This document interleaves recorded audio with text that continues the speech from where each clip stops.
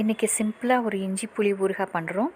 இது உப்பு, புளிப்பு, காரம், இனிப்பு எல்லாம் கலந்துருக்கும். எப்படி பண்ணுறதுன்னு பார்க்கலாமா? இதில் நம்ம வினிகர் எதுவும் ஆட் பண்ணுறதில்ல. உப்பு, புளி, காரம், இனிப்பு எல்லாம் கலந்து நல்ல ஒரு டேஸ்ட்டாக இருக்கும். ஒரு முறை ட்ரை பண்ணி பாருங்கள்.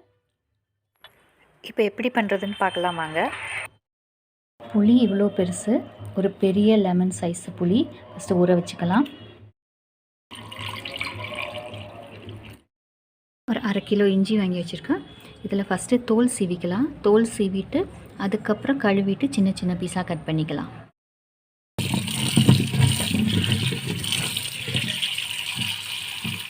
இப்போ இஞ்சி எல்லாம் நல்லா கழுவியாச்சு. இது வந்துட்டு 1/2 கிலோ இஞ்சி. இதில் பாதி அளவு, அதாவது 1/4 கிலோ அளவுக்கு பச்சை மிளகாய், அதையும் நம்ம கட் பண்ணணும்.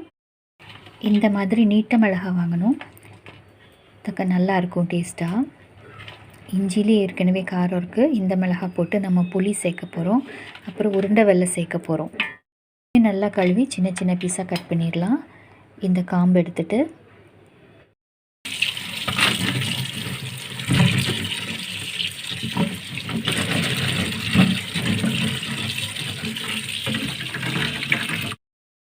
இஞ்சி பச்சை மிளகாய் கட் பண்ணி எடுத்துருக்கோம். 1/2 கிலோ இஞ்சி, 1/4 கிலோ பச்சை மிளகாய், நீட்ட பச்சை மிளகாய், 1/2 கிலோ உருண்டை வெல்லம். இது நம்ம பொடி பண்ணி எடுத்துக்கலாம். இப்போ வெல்லம் நம்ம பொடி பண்ணி வச்சுருக்கோம். இந்த மாதிரி பீஸ் இருந்தால் பரவாயில்ல, நம்ம புளி ஊற்றும் போது இது கரைஞ்சி போயிடும். இப்போ இந்த ஊறுகாய் பண்ணுறதுக்கு முதல்ல ஒரு பேனில் 1 டீஸ்பூன் அளவுக்கு பச்சரிசி, ஒரு 1/4 டீஸ்பூன் அளவுக்கு வெந்தயம், இதை லைட்டாக வறுத்து எடுத்துக்கலாம்.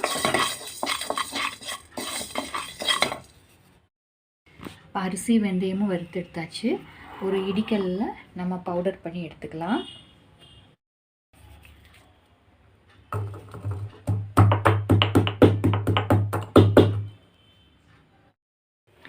இப்போ ஒரு பேனில் நல்லெண்ணெய், ஒரு 1/4 லிட்டர் அளவுக்கு நல்லெண்ணெய் ஊற்றிக்கலாம். இப்போ கொஞ்சம் கடுகு ஒரு 1 டீஸ்பூன் அளவு, வெந்தயம் ஒரு 1/2 டீஸ்பூன் அளவுக்கு, கருவேப்பிலை ஒரு கைப்பிடி அளவு. இப்போ நம்ம கட் பண்ணி வச்சுருக்கோம் இல்லையா, 1/2 கிலோ இஞ்சி, 1/4 கிலோ நீட்ட பச்சை மிளகாய், அது நம்ம ஆட் பண்ணிக்கலாம்.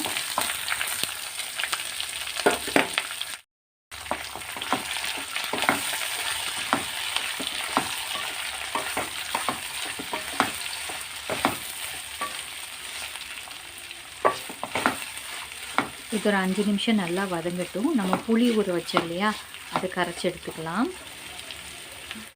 மீடியம் ஃப்ளேம்லேயே இருக்கட்டும். இஞ்சி பச்சை மிளகாய் ஓரளவுக்கு நல்லா வதங்கிடுச்சு, நல்ல வாசனை வரும். இப்போ நம்ம புளி கரைச்ச தண்ணியை இதுக்குள்ளே போட்டுக்கலாம்.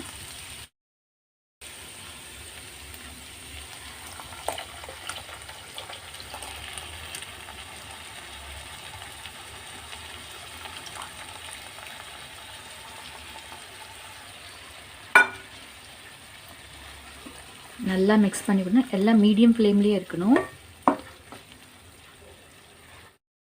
இப்போ இதுக்கு தேவையான அளவு உப்பு, நான் கல்லுப்பு சேர்க்குறேன். இப்போ இது கூடவே நம்ம வெல்லம் எடுத்து வச்சுருக்கோம் இல்லையா, அதை நம்ம ஆட் பண்ணிக்கலாம்.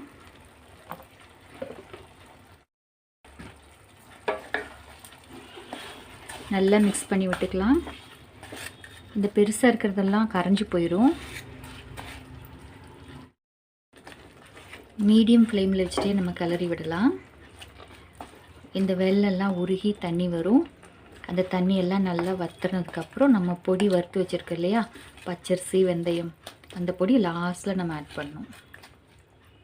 இது இப்படியே இருக்கட்டும். மீடியம் ஃப்ளேமில் மூடி வைக்க வேண்டாம். பாருங்கள், நல்லா கொதிக்க ஆரம்பிச்சிருச்சு. புளி தண்ணி ஊற்றிருக்கோம், வெல்லம் எல்லாம் போட்டிருக்கோம். அந்த வெல்லம் எல்லாம் உருகிருச்சு.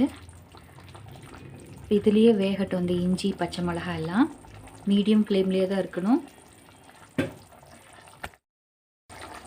இப்போ இஞ்சி எல்லாம் ஓரளவுக்கு வெந்துருச்சு. பாருங்கள், எல்லாம் சின்ன சின்னதாக ஆயிடுச்சு. பச்சை மிளகாய் நல்லா வெந்திருக்கு.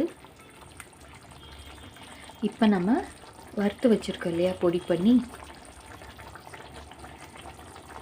அரிசி வெந்தயம் இது போடுறோம். இது எதுக்காக போடுறோன்னா, இது கொஞ்சம் தண்ணியாக இருக்குல்ல, இதை நம்ம ஆட் பண்ணோம்னா திக் ஆயிரும். அதுக்காக நல்லா கலக்கி விட்டுட்டு மீடியம் ஃப்ளேம்லேயே இருக்கட்டும்.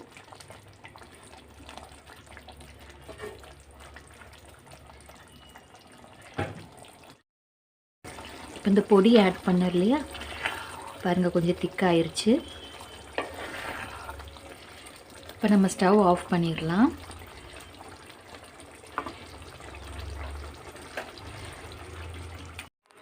அவ்வளோதான், இஞ்சி புளி ரெடி ஆயிடுச்சு. இது நம்ம ஊறுகாய் மாதிரி, நம்ம யூஷுவல் ஊறுகாய் எப்படி சாப்பிட்றோமோ அந்த மாதிரி தான். அது இல்லாமல் இதில் ஹெல்த் பெனிஃபிட்ஸ் இருக்குது. இதில் இஞ்சி இருக்கிறனால நமக்கு டைஜஷனுக்கு வந்துட்டு ரொம்ப ஹெல்ப்ஃபுல்லாக இருக்குது. நம்ம என்ன சாப்பிட்டாலுமே இந்த கொஞ்சோண்டு இஞ்சி புளி வச்சு சாப்பிட்டோம்னா ஈஸியாக அது டைஜஸ்ட் ஆயிரும்.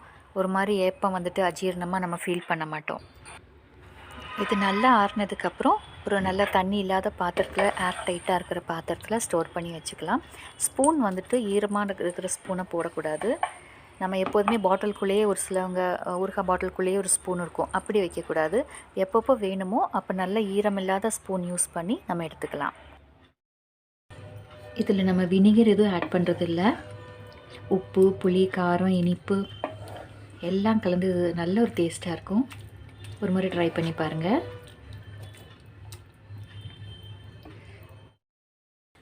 பாருங்கள், இப்போ நல்லா ஆறிடுச்சு. நல்லா தண்ணி எல்லாம் இறுகிருச்சு. புளி தண்ணி, இந்த சர்க்கரை, நம்ம அரிசி பொடி, வெந்தய பொடியெல்லாம் போட்டோம் இல்லையா, நல்லா இறுகிருக்கு. இப்போ இது ஆறினால நம்ம வேறு ஒரு கண்டெய்னரில் மாற்றிக்கலாம்.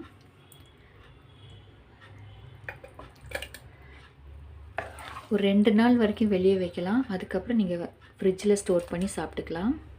இந்த சேனலில் சின்ன சின்ன குக்கிங் அப்டேட்ஸ் இருக்குது. உங்களுக்கு பிடிச்சிருந்தால் சப்ஸ்கிரைப் பண்ணிவிட்டு பாருங்கள். அப்போ உங்களுக்கு நோட்டிஃபை ஆகும். பக்கத்தில் இருக்கிற பெல் ஐக்கான் ஆலுங்கிற நோட்டிஃபிகேஷன்லேயும் நீங்கள் ஆன் பண்ணி வச்சுக்கோங்க. தேங்க்யூ. தேங்க்ஸ் ஃபார் வாட்சிங்.